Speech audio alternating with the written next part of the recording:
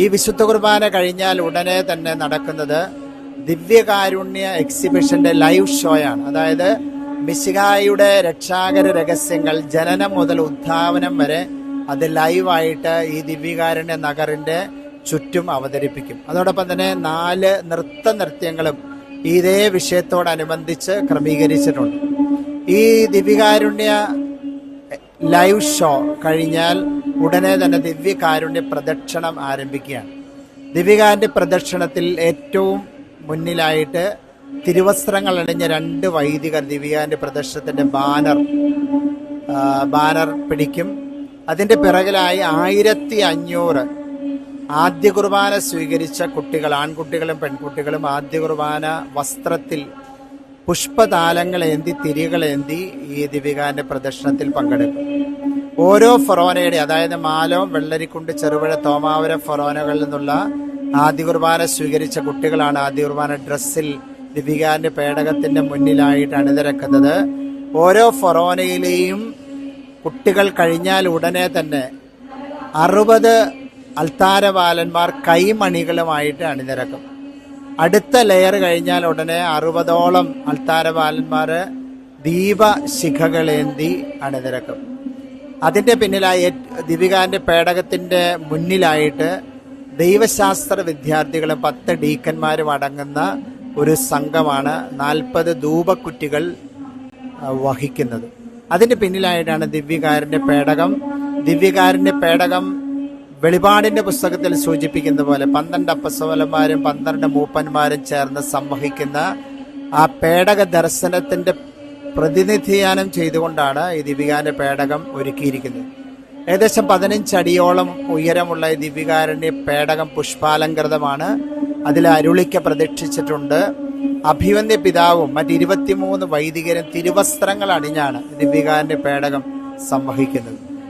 അതിന്റെ പിന്നിലായി ബഹുമാനപ്പെട്ട വൈദികരും സിസ്റ്റേഴ്സും 4 നിരയായിട്ട് അണിനിരക്കും. അതിന്റെ പിന്നിലായി ഇന്ന് 210 ഇടവകളിൽ നിന്ന് എത്തിച്ചേർന്ന ഡെലഗേറ്റ്സ് 4 നിരയായിട്ട് ദിവ്യകാരുണ്യ പ്രദക്ഷിണത്തെ ആരാധനയോടെ അനുഗമിക്കും. അതിന് പിന്നിലായിട്ട് വിശ്വാസികൾക്കും ദിവ്യകാരുണ്യ പ്രദക്ഷിണത്തോടൊപ്പം ആരാധനയോടെ നടന്നു നീങ്ങാനായിട്ട് അനുവാദമുണ്ട്. അവരും ദിവ്യകാരുണ്യ പ്രദക്ഷിണത്തെ അനുഗമിച്ച് ഈ 1 കിലോമീറ്ററോളം ഈ ദിവ്യകാരുണ്യ പ്രദക്ഷിണം നടത്തി ഈ പന്തലിലേക്ക് തന്നെ ദിവ്യകാരുണ്യ പല്ലക്ക് പേടകം തിരിച്ചു വരികയാണ്.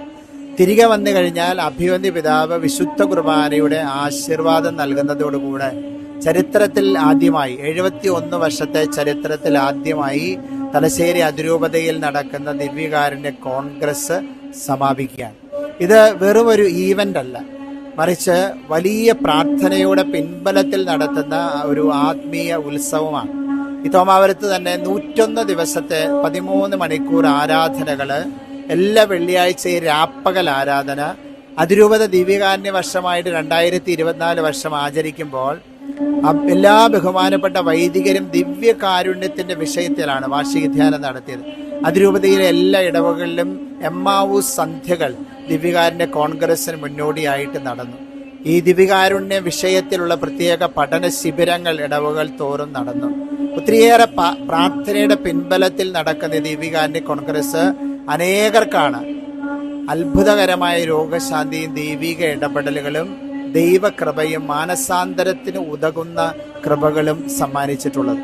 അതുകൊണ്ട് ഈ ആത്മീയ ഉത്സവം, പ്രത്യേകിച്ച് എന്നെ കേൾക്കുന്ന ഗുഡ്നസ് പ്രേക്ഷകർ, ഈ ആത്മീയ ഉത്സവത്തെ എല്ലാവരും ഓൺലൈൻ ആണെങ്കിൽ പങ്കുചേർന്ന് ഇതിന്റെ കൃപകൾ സ്വീകരിക്കണമെന്ന്, ദിവ്യകാരുണ്യത്തോട് ചേർന്ന് ജീവിക്കാനായിട്ട് ജീവിതത്തെ ഒരുക്കണമെന്ന് പ്രാർത്ഥിക്കാൻ ഡാനിയലച്ചൻ പറഞ്ഞൊരു കാര്യമുണ്ട്.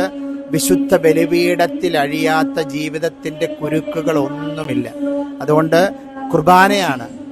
കുർബാനയിലെ മിശിഹായാണ് നമ്മുടെ ഏക രക്ഷകൻ എന്ന് തിരിച്ചറിഞ്ഞുകൊണ്ട് ദിവ്യകാരുണ്യ കോൺഗ്രസിലേക്ക് നമുക്ക് മനസ്സൊരുക്കി കടന്നു വരാം. പൂർണ്ണ ഹൃദയത്തോടും പൂർണ്ണ മനസ്സോടും പൂർണ്ണ ആത്മാവോടും പൂർണ്ണ ശക്തിയോടും കൂടെ ക്രിസ്തുവിനെ, സത്യദൈവത്തെ ആരാധിക്കാൻ പ്രതിജ്ഞ ചെയ്യാം. എല്ലാവരെയും ദൈവം സമൃദ്ധമായി അനുഗ്രഹിക്കും.